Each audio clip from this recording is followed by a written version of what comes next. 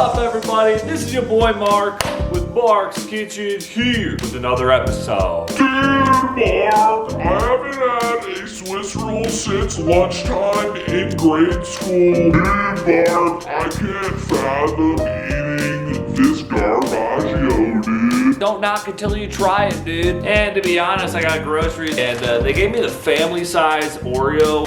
Yeah, I don't need that many Oreos. Get yourself about 20 Oreos. We are going to meticulously break these Oreos in half, scrape out the icing. Here we go, dude. Put your Oreo halves in a bag, crush them up. Add 3 tablespoons milk and 3 tablespoons milk powder. Stir it up till it becomes a dough. To the innards of the Oreo, add 2 tablespoons milk powder. Add 1 tablespoon condensed milk. Add a tablespoon of milk and whisk it up. Nice and smooth. Take some plastic wrap, plop your dough right on the right hand side.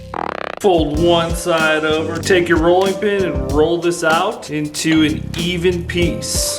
Put on your icing frosting mixture.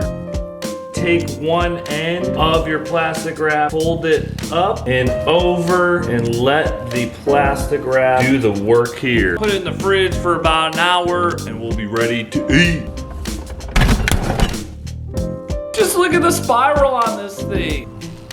Wow, so this is absolutely incredible. I mean, the things you could do with some leftover milk and some Oreos is crazy. Thank you everyone for tuning in to Mark's Kitchen. And you already know what they say. If you could do it in Mark's Kitchen, you could do it in your kitchen. Peace.